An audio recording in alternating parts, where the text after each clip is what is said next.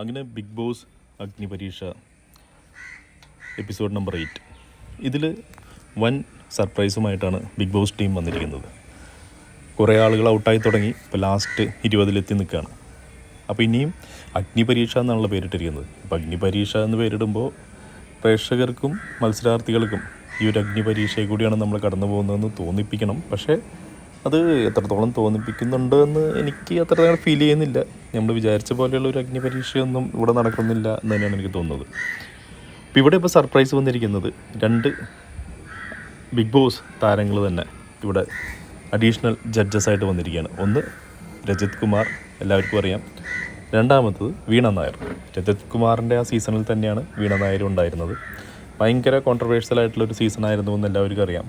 ആ ഒരു സമയത്ത് നമ്മുടെ രജത് കുമാറിന് കിട്ടിയിട്ടുള്ള ആ ഒരു പബ്ലിസിറ്റി എന്ന് പറയുന്നത് വിശ്വസിക്കാനാകാത്തൊരു പബ്ലിസിറ്റി ആയിരുന്നു. പുള്ളി പോയ പോലെ ആയിരുന്നില്ല തിരിച്ചു വന്നപ്പോൾ.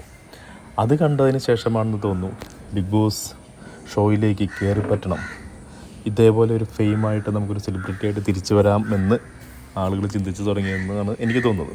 അപ്പോൾ ഇവർ വരുന്നു. പ്രധാന ജഡ്ജസ് നമ്മുടെ ബാക്കി 3 പേരുമാണ്, രഞ്ജിനി, റിയാസ്, അഖിൽ മാരാർ. പക്ഷേ ഇവരും ഇവരുടെ അഭിപ്രായങ്ങൾ പറയുന്നു. ചില എലിമിനേഷൻസിൽ ഇവർ പേര് പറയുന്നു. കാരണം ഡിസിഷനൊക്കെ എടുക്കുന്നത് എന്തായാലും ബിഗ് ബോസ് ടീമാണെന്ന് നമുക്കറിയാം. ഇതൊരു എഡിറ്റഡ് ആയിട്ടുള്ള എപ്പിസോഡ്സാണ് കാണിക്കുന്നത്. അപ്പോൾ ഇതിൽ വേറൊരു സർപ്രൈസ് വന്നത് എന്താണെന്ന് വെച്ച് കഴിഞ്ഞാൽ, ലാസ്റ്റ് ഔട്ട് ഹൗസിലേക്ക് അവിടെ ഒരു മത്സരം നടക്കുന്നുണ്ട്. 3 കോളങ്ങൾ പോലെ വെച്ചിട്ട് അതിൽ അവിടെ പറയുന്ന നമ്പേഴ്സ്, ആ നമ്പേഴ്സിലുള്ള ആൾക്കാർ വീതം ആ കോളങ്ങളിൽ നിൽക്കണം.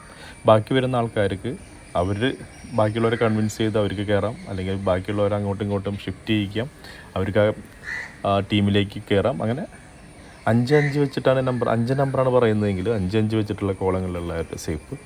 പുറത്ത് ബാക്കിയുള്ളവർ ഔട്ട് ഹൗസിലേക്ക് പോകണം. അപ്പം അങ്ങനെ ഔട്ട് ഹൗസിലേക്ക് വിട്ട ആളുകളും സേഫായിട്ടുള്ള ആളുകളും തമ്മിൽ ഒരേ നമ്പർ ആയിരുന്നില്ല. അങ്ങനെയാണ് സേഫായിട്ടിരിക്കുന്ന ആളുകളിൽ നിന്നും കുറച്ച് പേരെ ഔട്ട് ഹൗസിലേക്ക് മാറ്റാനായിട്ട് തീരുമാനിക്കുന്നത്.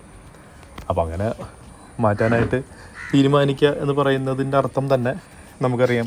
ഇത് നോക്കിക്കഴിഞ്ഞപ്പോൾ സേഫായിട്ടിരിക്കുന്ന ആൾക്കാരെ നോക്കിയപ്പോൾ അതിൽ നന്നായിട്ട് കളിക്കാത്ത ആൾക്കാർ അവിടെ ഇരിക്കുന്നത് കണ്ടതുകൊണ്ടായിരിക്കണം ബിഗ് ബോസ് ടീം ആ ജഡ്ജ് ആ ഒരു ഡിസിഷൻ എടുത്തതും അങ്ങനെ ഒരു ഷഫ്ലിങ്ങിൻ്റെ ഒരു കാര്യം വരുന്നതും. അവർ നേരെ ഇപ്പുറത്തേക്ക് വരുന്നു, ഈക്വൽ നമ്പറാവുന്നു. അതിനുശേഷം അവർ തമ്മിലുള്ളൊരു ഫേസ് ഓഫ് വയ്ക്കുന്നു. ആ ഫേസ് ഓഫിൽ നല്ല രീതിയിൽ ഇപ്പോൾ അതിൻ്റെ ഒരു പെർഫോമൻസും ഓവറോൾ പെർഫോമൻസും അനുസരിച്ചാണ് 4 പേരെ പറഞ്ഞയക്കുന്നത്. അപ്പോൾ ഈ മത്സരങ്ങളും ഫേസ് ഓഫൊക്കെ നടക്കുന്നുണ്ടെങ്കിലും അതിൽ ഇപ്പോൾ ഈ ഫേസ് ഓഫിനുള്ള ടീം സെലക്ട് ചെയ്തത് നമ്മുടെ രാകേഷ് എന്ന് പറഞ്ഞ കണ്ടസ്റ്റൻ്റാണ്. കാരണം രാകേഷിന് മാത്രമായിരുന്നു ആ ഒരു ഇൻഫിനിറ്റി പെൻഡിലും ഉണ്ടായിരുന്നത്. അപ്പോൾ പുള്ളിക്ക് അത് ഉപയോഗിക്കാനായിട്ടുള്ള ചാൻസ് കൊടുത്തു. അപ്പോൾ പുള്ളിയാണ് ആര് വരണം, അതിനെതിരെ ആര് വരണം എന്ന് തീരുമാനിച്ചത്.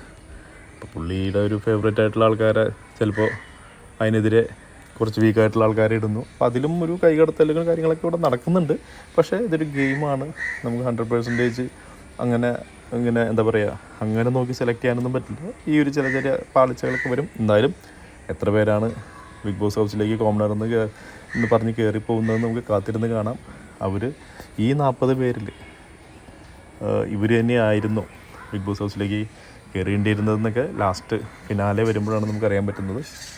നമുക്ക് കാത്തിരുന്ന് കാണാം. കൂടുതൽ അപ്ഡേറ്റുകൾക്കായി ചാനൽ സബ്സ്ക്രൈബ് ചെയ്യുന്ന കാര്യം പരിഗണിക്കൂ. Thank you.